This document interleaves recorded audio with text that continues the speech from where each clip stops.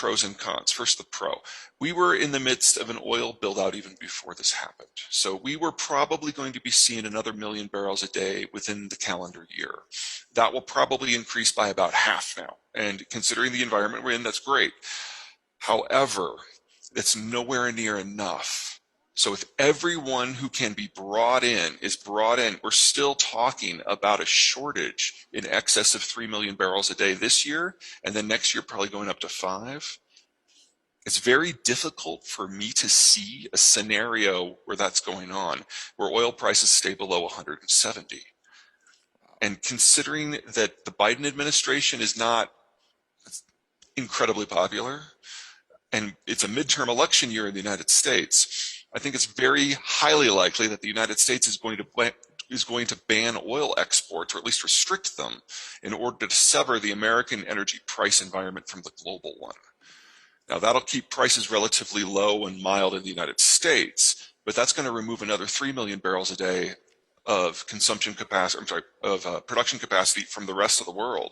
So the rest of the world is going to have to get by without American and Russian oil at the same time, and that's going to rewire everything. Okay, I think you're going to like this one. Okay, so if the Americans are going to remove themselves from the global energy market, the Europeans are the ones that in the short term are facing the biggest problem, because all that Russian crude that was going west is crude that they used to use.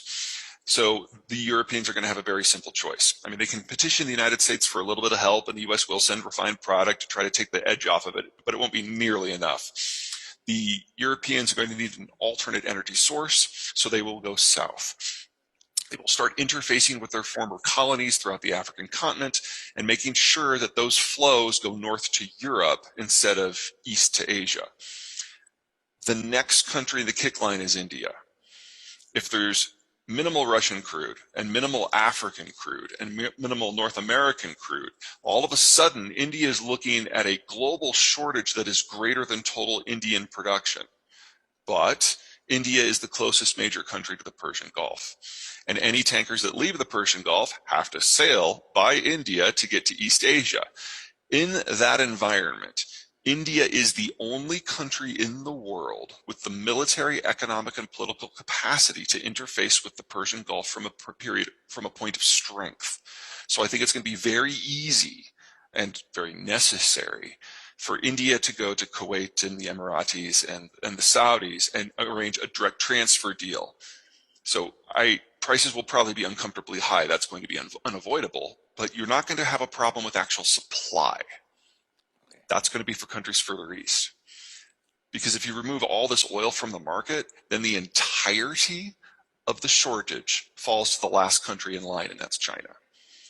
We may be in China's last year as a manufacturing power already.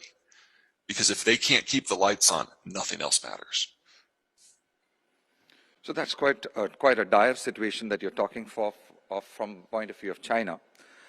One last question, just to wrap up, and this is something that, let's hope he has positive things to say, and whatever he says negative doesn't come true, but that's not been the record this man has had.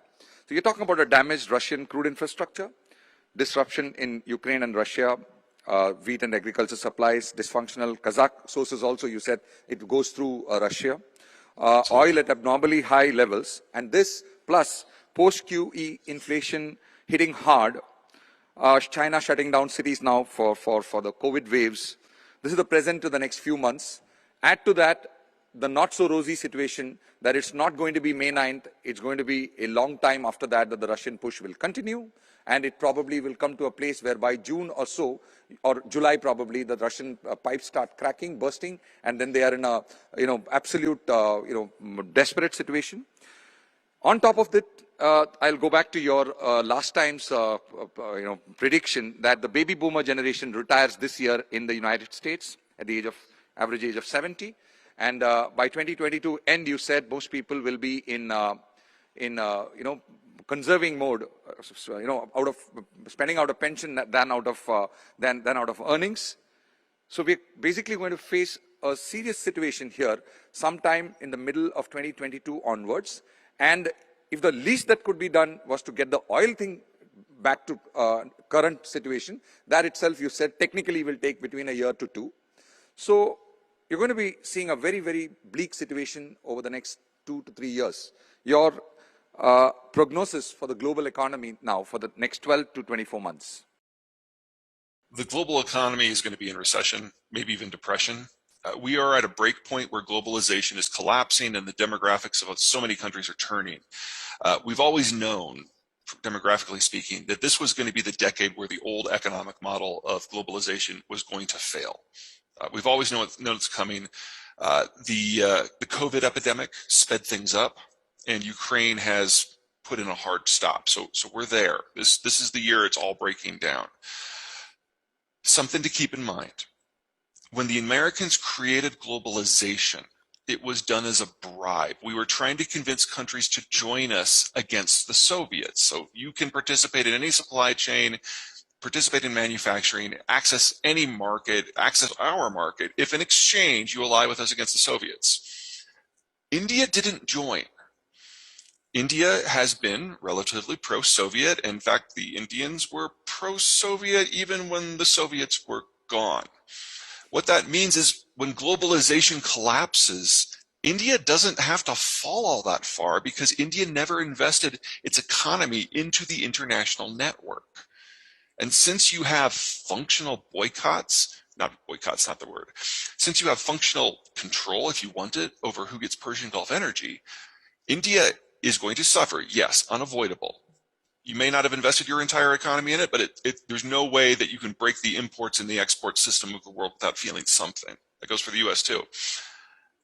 But India is going to hold the control to the gates of the Persian Gulf. And to think that India won't take advantage of that and get some benefits from that, I think is being very, very creative. So we're all going to have to learn to think a little bit differently in this world we're evolving into. But India is one of a half a dozen countries in the world that is actually reasonably well set up, not for the current age, but for what's coming. And every competitor you have is on the other side of that ledger.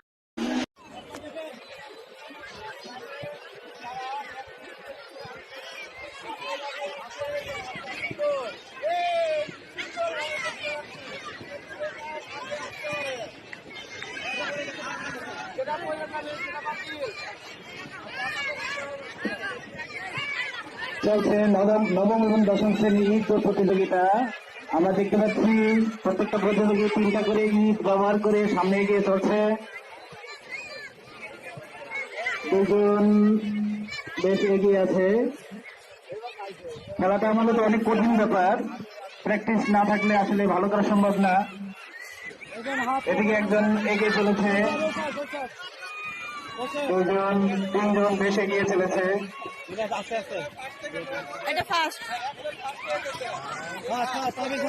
তিনজন হয়তো 5 second থাক, আমরা এই তিনজনের মধ্যে পেয়ে যাবো।